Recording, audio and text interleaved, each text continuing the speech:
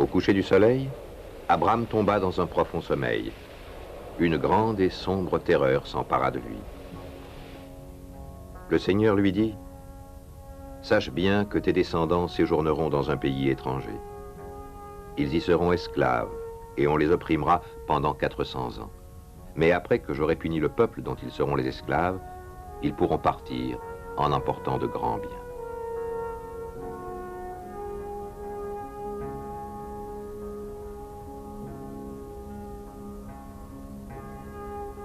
Quand le soleil fut couché et l'obscurité complète, soudain un brasier d'où s'échappaient flammes et fumées passa entre les moitiés d'animaux.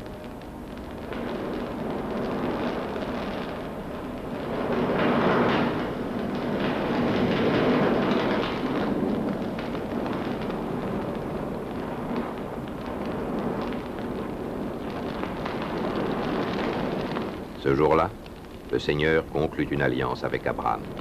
Il lui dit, « À tes descendants, je donne ce pays, depuis le torrent d'Égypte jusqu'à l'Euphrate, le grand fleuve. »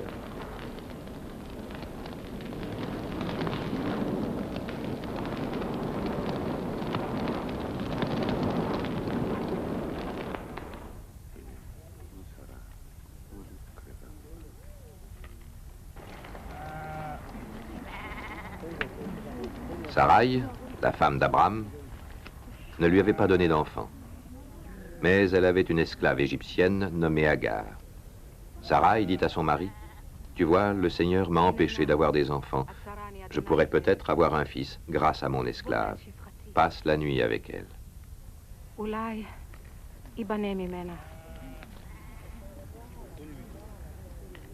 Abram accepta la proposition de Sarai.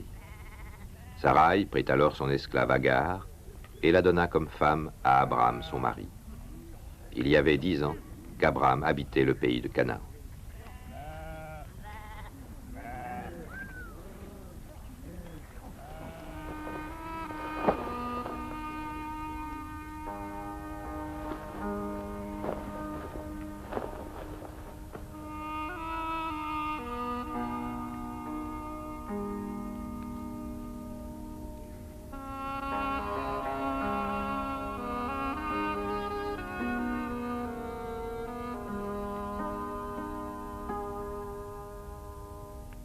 Abram passa la nuit avec Agar, qui devint enceinte. Quand elle sut qu'elle attendait un enfant, elle regarda sa maîtresse avec mépris.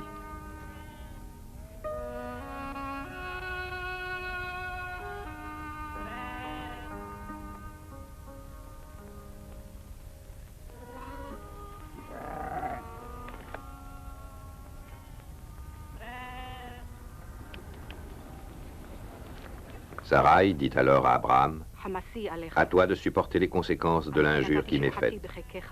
C'est bien moi qui ai mis mon esclave dans tes bras, mais depuis qu'elle s'est vue enceinte, elle s'est mise à me mépriser. Que le Seigneur soit juge entre toi et moi. » Abram lui répondit, « C'est ton esclave, elle est en ton pouvoir, fais-lui ce qui te plaît. »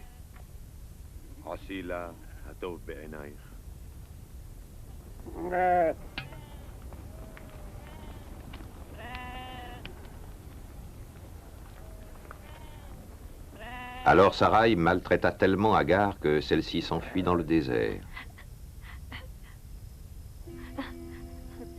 L'ange du Seigneur la vit près de la source qui est sur la route de Chour et lui demanda, « Agar, esclave de Sarai, d'où viens-tu et où vas-tu » Elle répondit, « Je me suis enfui de chez ma maîtresse. »« Retourne auprès de ta maîtresse, reprit l'ange, et sois lui soumise. Le Seigneur te donnera des descendants en si grand nombre qu'on ne pourra pas les compter.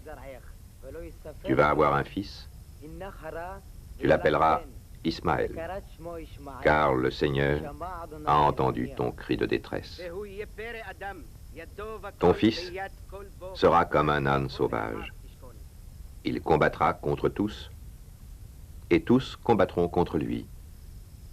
Il vivra seul, à l'écart de tous ses semblables.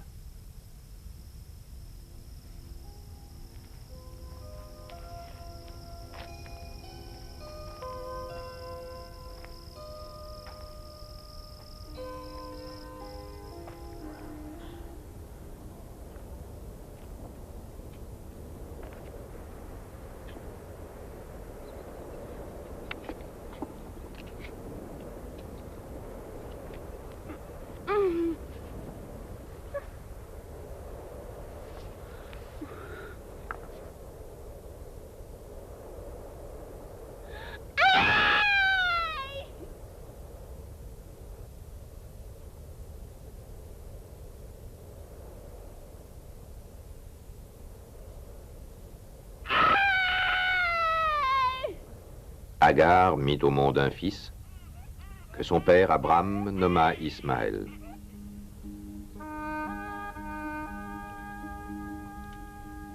Abraham avait 86 ans lorsqu'Agar lui donna ce fils.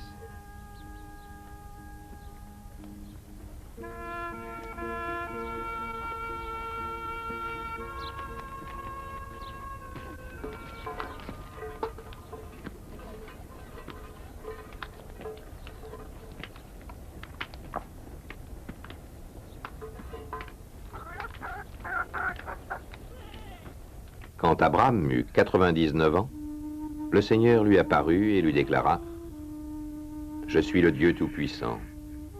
Vis toujours en ma présence et sois irréprochable. Je vais établir mon alliance entre toi et moi et te donner un très grand nombre de descendants. On ne t'appellera plus Abraham, mais Abraham, car je ferai de toi l'ancêtre d'une foule de nations. À toi et à tes descendants, je donnerai le pays où tu séjournes en étranger, tout le pays de Canaan.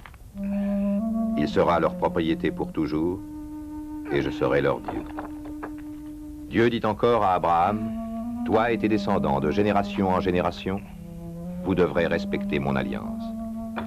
Voici l'obligation que je vous impose et à laquelle vous vous soumettrez, toi et tes descendants. Quiconque est parmi vous de sexe masculin devra être circoncis.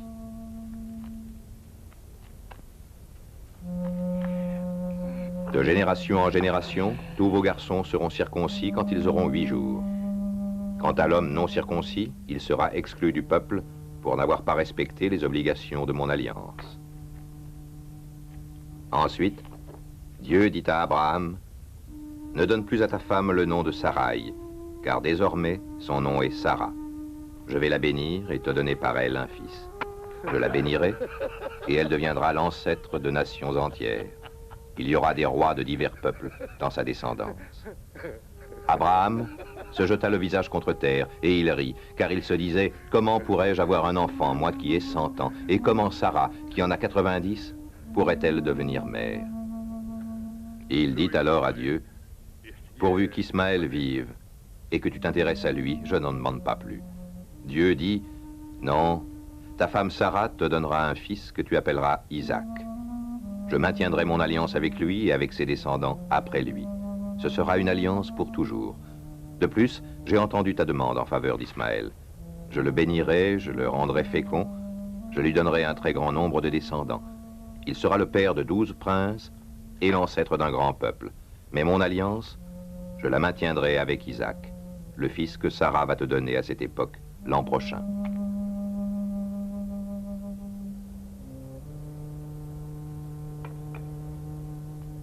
Quand Dieu eut fini de parler avec Abraham, il le quitta.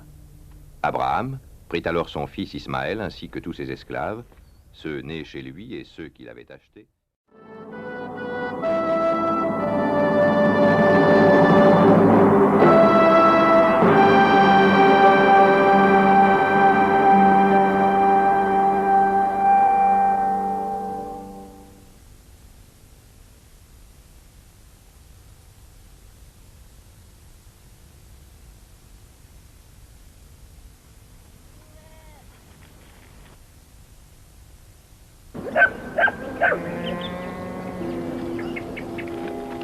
Le Seigneur apparut à Abraham près des chênes de Mamré. Abraham était assis à l'entrée de sa tente à l'heure la plus chaude de la journée. Soudain, il vit 3 hommes qui se tenaient non loin de lui. De l'entrée de la tente, il se précipita à leur rencontre et s'inclina jusqu'à terre. Il dit à l'un d'eux: « Je t'en prie, fais-moi la faveur de t'arrêter chez moi. On va apporter un peu d'eau pour vous laver les pieds et vous vous reposerez sous cet arbre.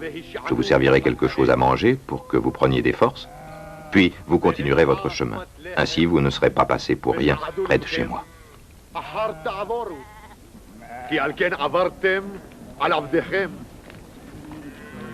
Les visiteurs répondirent: « Bien, fais ce que tu viens de dire. »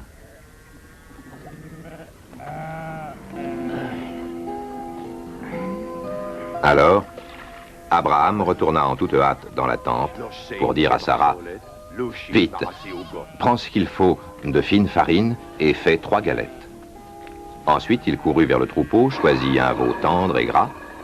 Il le remit à son serviteur, qui se dépêcha de le préparer.